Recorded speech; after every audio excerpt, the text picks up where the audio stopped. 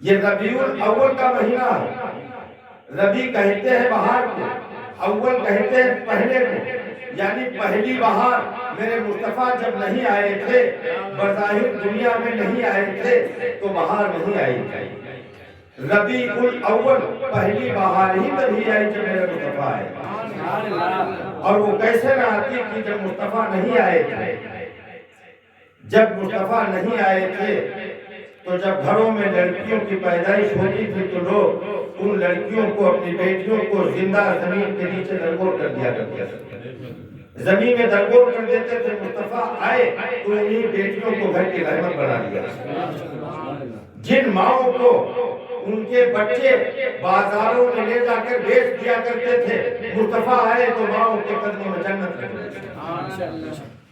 لوگ ننگے ہو کر خانہ کعبہ کا طواف کیا کرتے تھے، مصطفیٰ آئے تو ستر پوشی کی تمیز بتا دی. اللہ کے پاک گھر میں 360 ناپاک بت رکھے تھے، مصطفیٰ آئے تو ان بتوں سے کعبے کو پاک کر کے اللہ کی وحدانیت کا پرچم بلند کر دیا.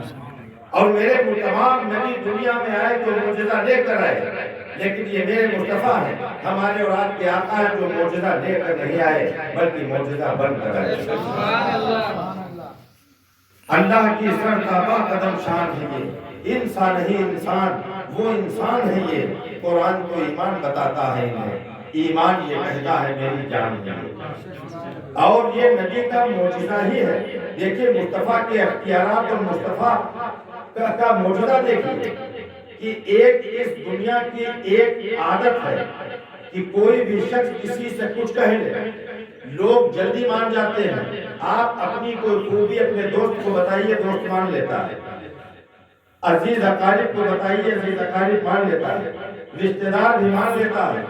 بیوی جو ہوتی ہے بڑی مشکل سے مانتی ہے. اگر آپ کے اندر تمام خوبیاں ہیں، ہم آپ کی خوبیاں مان لیں گے، آپ ہماری خوبیاں مان لیں گے، لیکن بیوی جلدی خوبیوں کو مانتی نہیں ہے.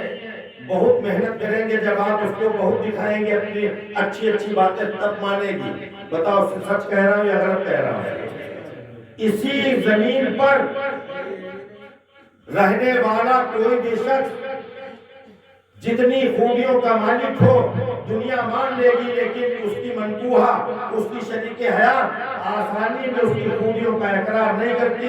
لیکن ایک ذات ایسی ہے جسے پاک محمد صلی اللہ علیہ وسلم کہتے ہیں، وہ میرے مصطفیٰ کی ذات ہے کہ میرے مصطفیٰ نے کہا کہ مانو میں اللہ کا نبی ہوں، آخری نبی بن کر آیا ہوں. اللہ ایک ہے، میں اس کا آخری نبی ہوں. میرے پاک محمد کی پاک بیوی، ہماری اور آپ کی اماں بی بی خدیجہ نے اللہ کی قسم ایک ہی بار سنا اور کہہ دیا کہ اشہد ان لا الہ الا اللہ و اشہد ان محمد عبدہ و رسولہ. یہ کون پاک بیوی خدیجہ؟ میرے مصطفیٰ کی پاک بیوی ہے. یہ شرف، یہ معجزہ ہے میرے مصطفیٰ کا کہ ایک بار زبان سے کہا کہ مانو میں اللہ کا نبی ہوں. مقدس بیوی نے مان لیا کہ میں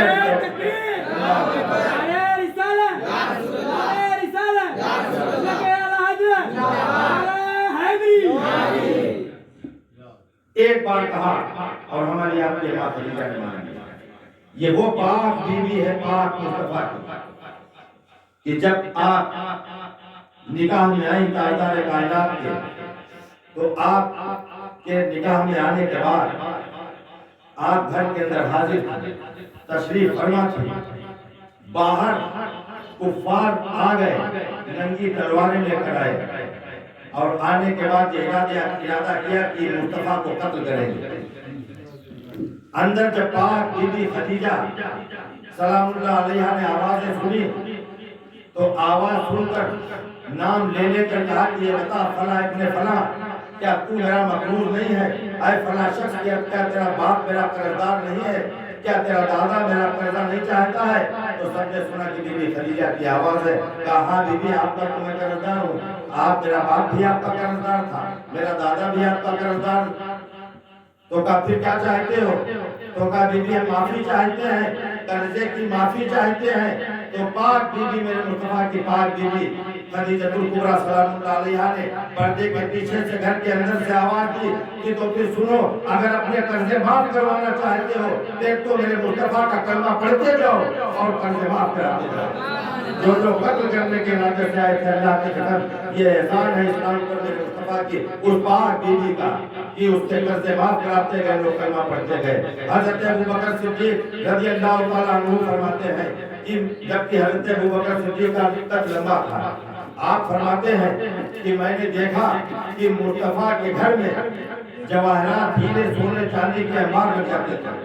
پاک بی بی خدیجہ کہتی تھی کہ ساری دولت کے انبار لگا دو، ان کی خادمہ ان کے خادم انبار لگا دیتے تھے، اور مکے کی دھرتی پر اعلان کرایا جاتا تھا کہ بی بی کی طرف سے یہ اعلان کیا جاتا ہے کہ آؤ میرے مصطفیٰ کا کلمہ پڑھتے جاؤ، اپنی مرضی کے موافق یہاں سے دولت لیتے جاؤ۔ لوگ آتے تھے بورے لے لیتے، بوریاں لے کر، اور مصطفیٰ کا کلمہ پڑھتے جاتے اور مان لے کر سونا چاندی ہیرے جواہرات چلے جاتے۔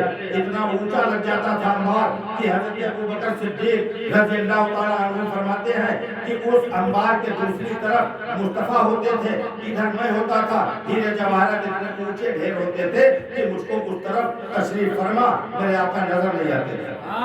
سبحان اللہ۔ اور اس کے بعد وہی کافر آتے تھے اور جھولیوں میں بوریوں میں بھر بھر کر کھڑے ہوتے تھے اور کہتے تھے بی بی ہم مصطفیٰ کا کلمہ پڑھ رہے ہیں، پاک محمد کا کلمہ پڑھتے تھے، بوریاں بھر بھر کر لے جاتے تھے۔ اتنا امیر گھرانہ میرے مصطفیٰ کا تھا۔ اعلیٰ حضرت کہتے ہیں کہ ہاتھ جس طرف اٹھ گیا غنی کر دیا، ہاتھ جس طرف اٹھ گیا غنی کر دیا، موجے بہرے سماحت کے لاکھوں سلام۔ میں تو مالک ہی کہوں گا کہ ہم مالک کے حبیب، یعنی محبوب کو محب میں نہیں میرا تیرا۔ اعلیٰ حضرت کہتے ہیں کہ کون دیتا ہے دینے کو منہ چاہیے، کون دیتا ہے دینے کو منہ چاہیے۔ آپ نے تو ایسے کلام سنے ہوں گے، یہ اللہ تعالیٰ یہ نہیں جانتا کہ مصطفیٰ کی تعریف میں شعر پڑھا گیا کہ مصطفیٰ کی مجبوری، غریبی، پریشانی اور مفلسی بتائی گئی کہ اگر چلتی ٹرین میں آپ پڑھ لیجئے اور کوئی عیسائی، یہودی یا غیر مسلم بیٹھا ہو تو کہے گا بڑا پریشان حال تھا تمہارا نبی، کیونکہ جب تم پڑھو گے کہ سلام اس پر جس کے پاس چاندی تھی نہ سونا تھا۔ ابھی جو سلمان رضوی بتا رہا ہے یہ کس کے بات کا؟ یہ جو بی بی خدیجہ نے انبار نچھاور کی یہ کس کے تھے؟